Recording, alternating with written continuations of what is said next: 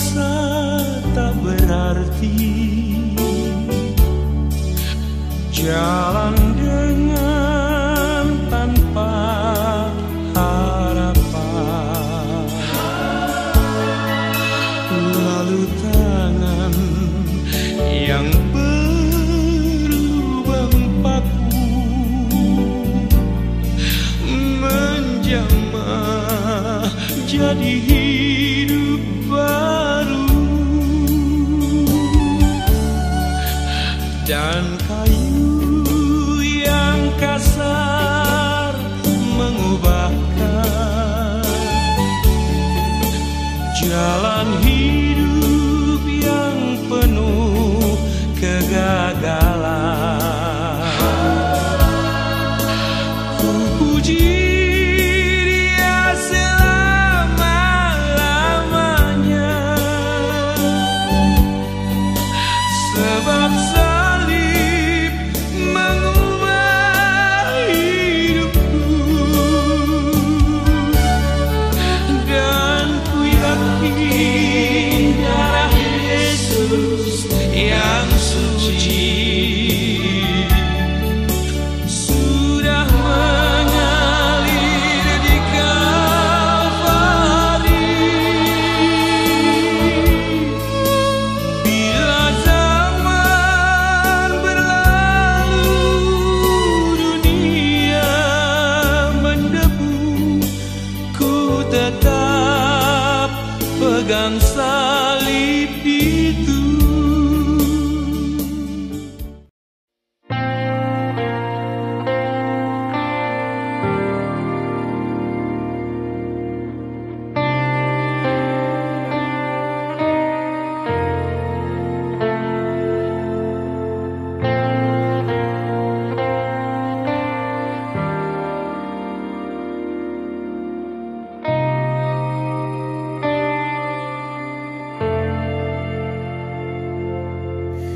Kasih-Mu layakkan seluruh hidupku, mampukan ku melakukan yang Kau inginkan. Tak bisa ku terlepas, Kau menggenggam tanganku, ingin lebih mengenal pribadi-Mu.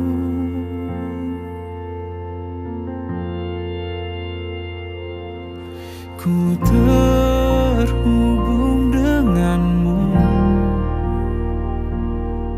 selalu melekat di hatimu. Firman-Mu itulah dasar hidupku, yang berdaulat atasku.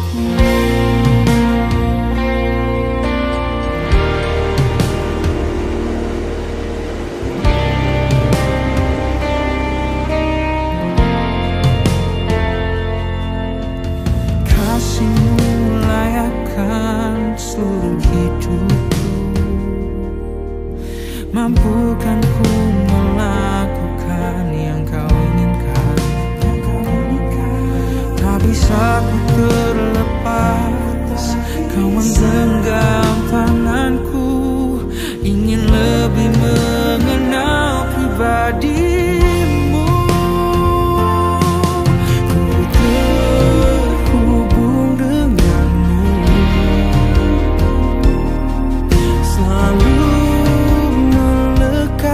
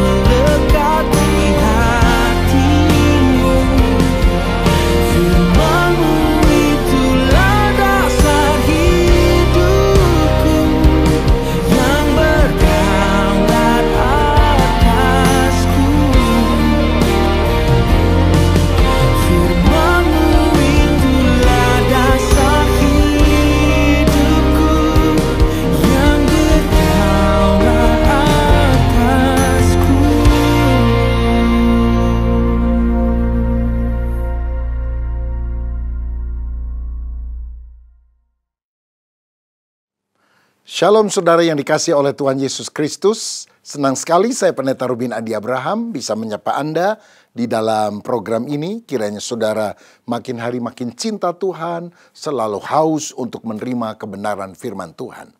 Hari ini saya akan menyampaikan firman dengan judul Menjadi Terang di Era Post-Truth.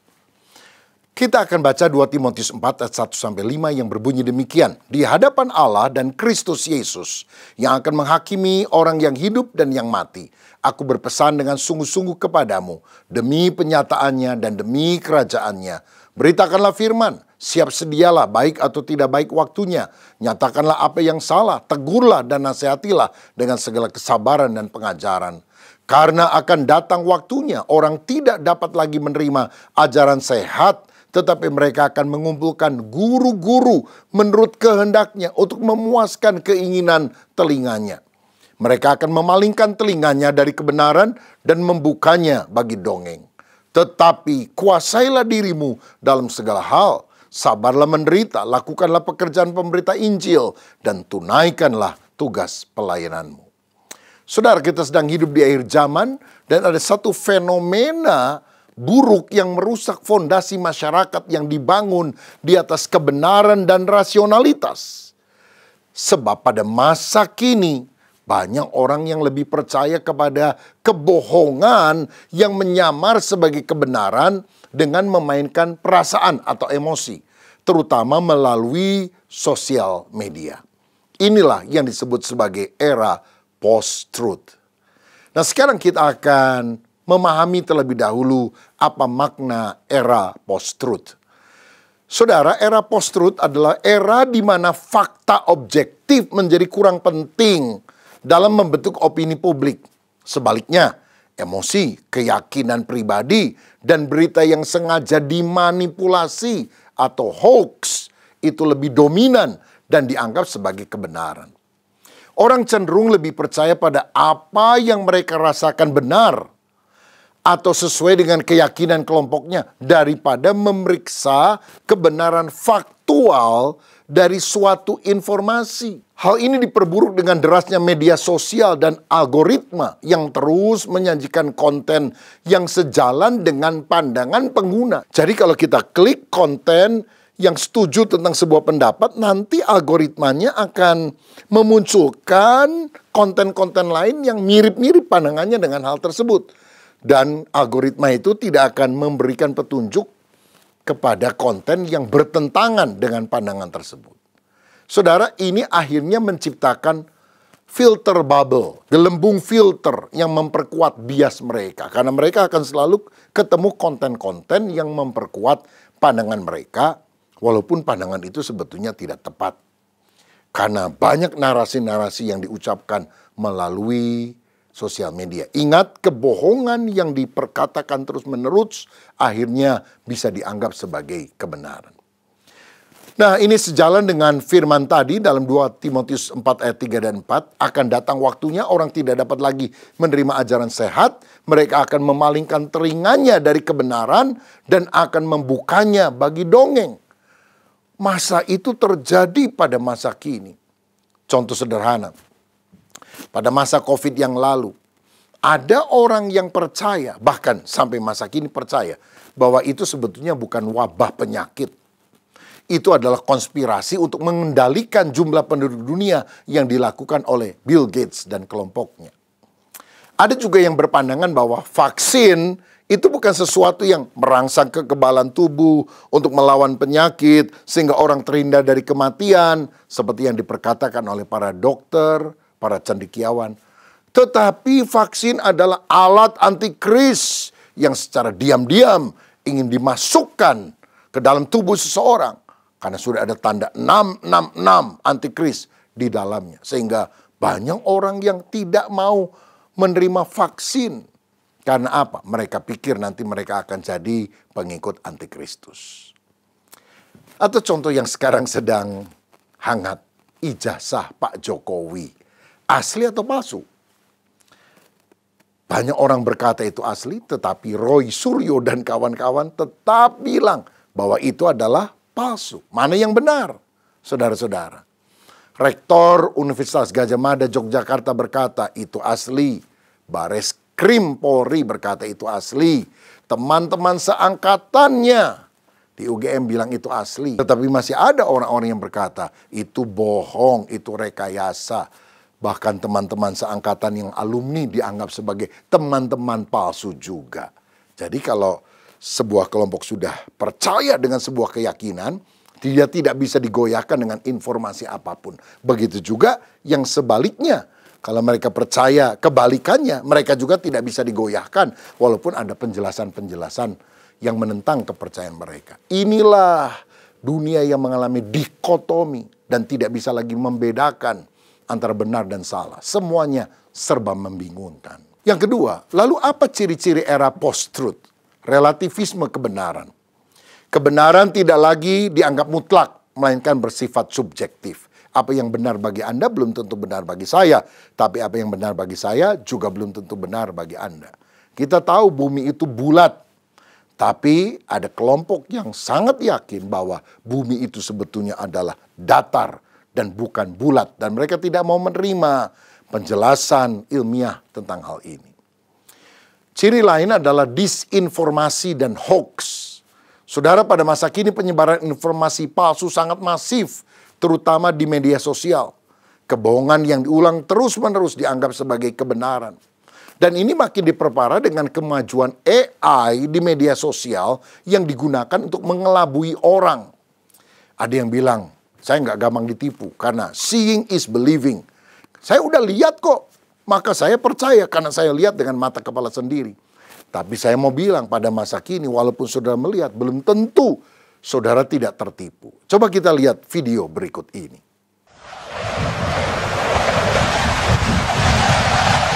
What you are seeing is not real. How can you distinguish the truth from a lie? They used to say seeing is believing. But you can't trust your eyes.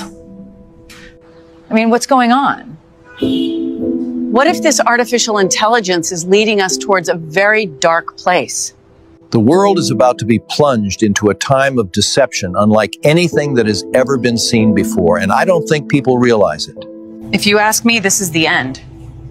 These are like the last days and something big is coming. Humanity has just driven off the edge of a cliff, and we are now plummeting at a very high rate of speed towards certain destruction.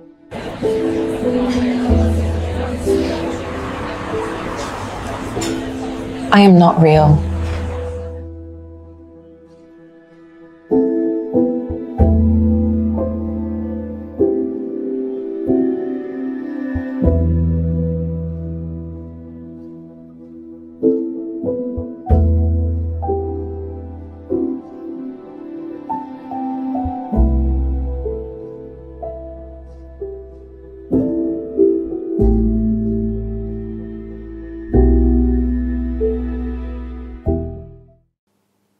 Saudara, dalam video tadi kita melihat ada 7 atau 8 orang yang muncul dan berbicara. Saya mau tanya, mana yang benar-benar real?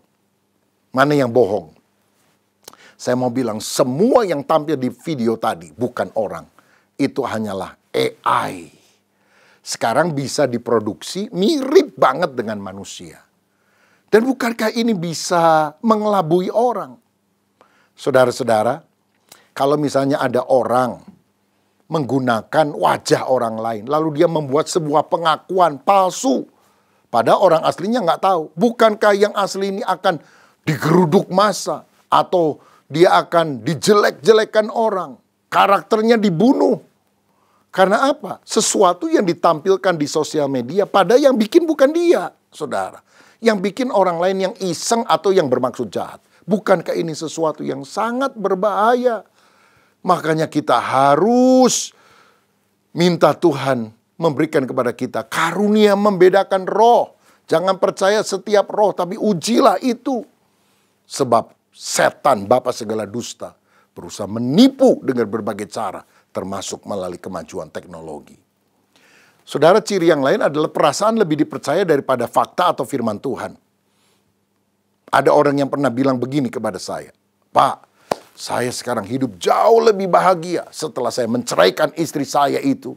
Dan sekarang saya menikah dengan wanita lain yang membuat saya lebih bahagia. Wih, luar biasa saudara. Bagaimana dengan Matius 19 ayat yang ke-6? Orang yang telah dipersatukan Allah tidak boleh diceraikan manusia. Tapi sekarang banyak orang merasa bahwa feeling mereka lebih benar, kenyamanan mereka lebih baik dari apa yang difirmankan oleh Tuhan. Ciri lain, otoritas diragukan. Di era digital ini orang lebih percaya kepada influencer yang sering muncul di sosial media walaupun dia tidak punya keahlian di bidang yang dibicarakannya, dibandingkan dengan para pakar atau ahli yang berkecimpung di bidangnya. Saudara, makanya kadang-kadang orang yang nggak punya latar belakang teologi bisa lebih dipercaya daripada orang-orang yang studi firman dengan benar. Karena apa? Memang inilah eranya. Otoritas kitab suci dan gereja kemudian dipertanyakan, bahkan disingkirkan. Orang merasa dirinya pintar, berpegang pada pendapat sendiri, atau isme-isme, paham-paham yang sebetulnya menyimpang. Sebetulnya mereka itu orang yang bodoh di hadapan Tuhan, tapi tidak sadar kebodohannya, tapi merasa diri pintar. Amsal 1 ayat 7 berkata, takut akan Tuhan adalah permulaan pengetahuan, tetapi orang bodoh menghina hikmat dan didikan. Hikmat Allah, didikan Allah diabaikan karena mereka merasa lebih tahu. Dan inilah ciri yang berbahaya daripada era post-truth ini. Nah sekarang bagian ketiga, apa tantangannya bagi iman Kristen? Kebenaran firman dianggap hanya satu dari banyak kebenaran.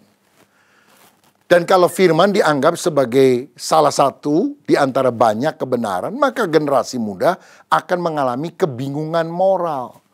Karena yang benar menurut Anda belum tentu benar menurut saya dan sebaliknya. Banyak jalan menuju Roma, banyak jalan menuju Allah. Akibatnya banyak orang percaya universalisme. Semua agama sama. Mau Kristen, Islam, Hindu, Buddha, apapun sama. Membawa kita ke surga. Yang penting kita berbuat baik. Ini tantangan, saudara. Yang lain adalah menyatakan Yesus satu-satunya jalan. Itu dianggap intoleran atau ekstrim. Sehingga kita punya kesulitan untuk menyampaikan iman di tengah narasi-narasi yang membingungkan. Tetapi kita harus pegang firman 2 Timotius 1 ayat 8. Jadi janganlah malu bersaksi tentang Tuhan kita. Dan janganlah malu karena aku seorang hukuman karena dia. Melainkan ikutlah menderita bagi Injilnya oleh kekuatan Allah. Tantangan yang lain adalah tekanan besar untuk kita berkompromi dan menyesuaikan kebenaran agar bisa diterima oleh masyarakat. Supaya kita tidak dianggap ekstrim atau aneh. Aduh nggak enak lah kalau pandangan kita ini nyeleneh sendiri. Orang-orang bilang LGBT itu nggak apa-apa kok. Ya, homoseksual itu sesuatu yang wajar kok. Masa kita ini adalah orang yang mau punya pikiran sendiri. Saudara-saudara, sehingga banyak generasi muda akhirnya lebih toleran, menyesuaikan diri. Saya bilang itu kompromi dengan nilai-nilai yang tidak berasal dari firman. Nah sekarang, bagaimana kita bisa menjadi terang di era post-truth? Dalam Matius 5 ayat 14-16, firman Allah berkata, kamu adalah terang dunia, kota yang terletak di atas gunung tidak mungkin tersembunyi. Lagi pula orang tidak menyalakan pelita, lalu meletakkannya di bawah gantang, melainkan di atas kaki dian, sehingga menerangi semua orang di dalam rumah itu. Ayat 16, demikianlah hendaknya terangmu bercahaya di depan orang, supaya mereka melihat perbuatanmu yang baik, dan memuliakan Bapamu yang di sorga. Saudara-saudara, Alkitab mencatat bahwa kita ini adalah terang dunia. Pada waktu Yesus ada di dunia, dia berkata, akulah terang dunia. Jadi, ketika kita bersatu dengan Kristus, sumber terang itu, maka kita akan mencerminkan karakter Kristus lewat hidup yang benar, yang nyata di depan publik. Karena terang itu bercahaya, tidak tertutup, tidak malu-malu, tetapi kita aktif menerangi, bukan pasif, mempengaruhi orang-orang yang ada di sekitar kita. Karena itu untuk menjadi terang di era kebingungan, di era post-truth ini, yang pertama kita harus berpegang pada kebenaran firman. Tidak kompromi. Hiduplah dengan integritas. Itulah yang dicatat dalam 2 Timotius 4 ayat 2 tadi. Beritakanlah firman. Siap sedialah, baik atau tidak baik waktunya. Nyatakanlah apa yang salah. Tegurlah dan nasihatilah dengan segala kesabaran dan pengajaran. Ayat yang kelima, tetapi kuasailah dirimu dalam segala hal. Sabarlah menderita. Lakukanlah pekerjaan pemberitaan Injil. Dan tunaikanlah tugas pelayananmu. Ayo, mari kita tetap berpegang pada firman.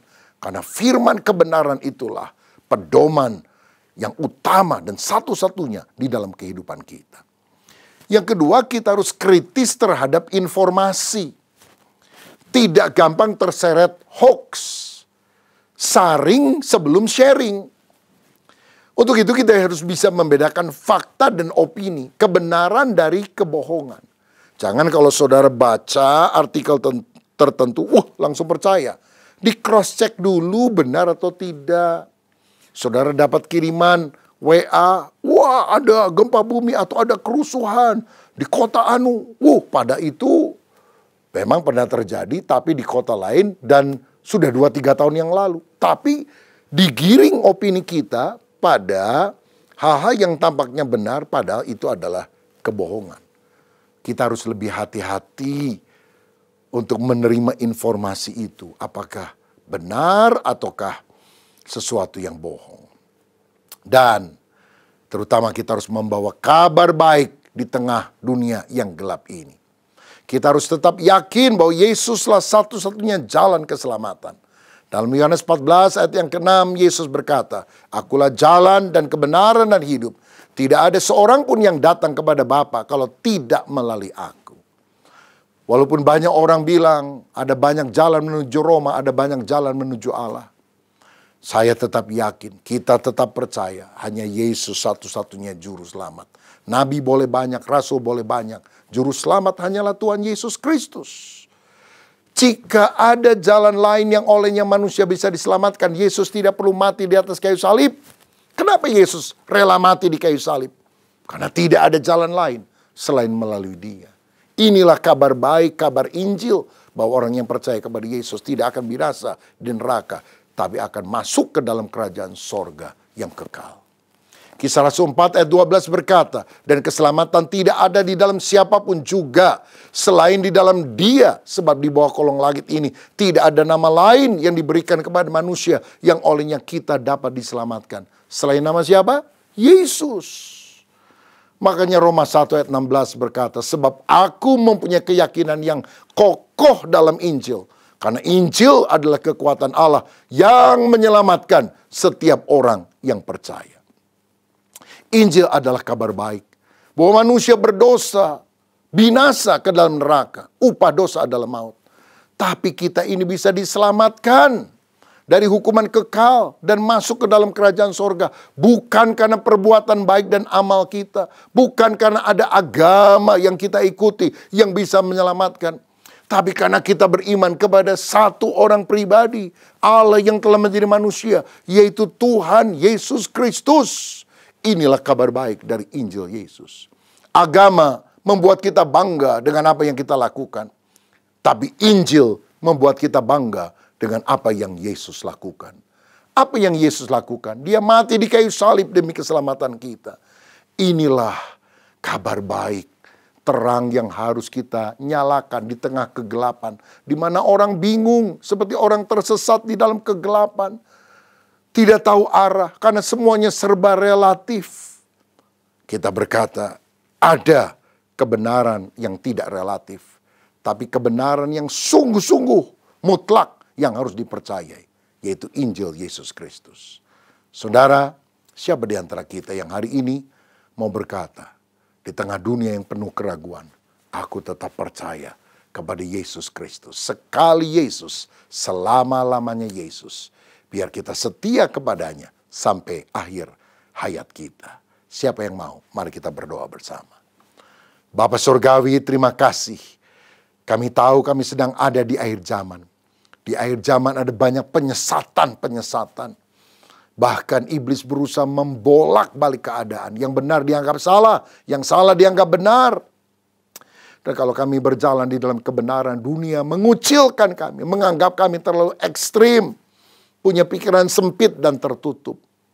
Tapi di tengah tantangan ini, Alkitab berkata, beritakanlah firman. Siap sedia memberikan pertanggungjawaban iman. Dan karena itu kami menutup telinga kami untuk hal-hal yang busuk dan buruk dari si jahat. Tapi kami membuka hati sepenuhnya untuk kebenaran firman. Dan jadikan kami terang, teladan bagi banyak orang. Sehingga hidup kami menjadi berkat bagi orang lain. Berkat-Mu atas kami ya Bapa, dalam nama Tuhan Yesus Kristus. Haleluya. Amin. Tuhan memberkati. Yeay! Mari kembali tepuk tangan tinggi-tinggi. Yeay! Shup shup shup shup, paridaram shuridam, pa pa pa paridaram paridam, pa pa pa paridaram para pa.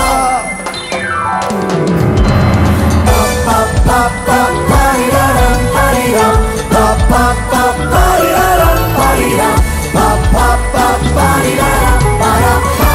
Setelah hari yang terindah ketika ku jumpa dengan Yesus yang menjadi kekasih hatiku. Walau banyak rintangan jalan yang dihadapkan, kasih-Nya kini jadi kuatku. Di hatiku ada cinta-Nya.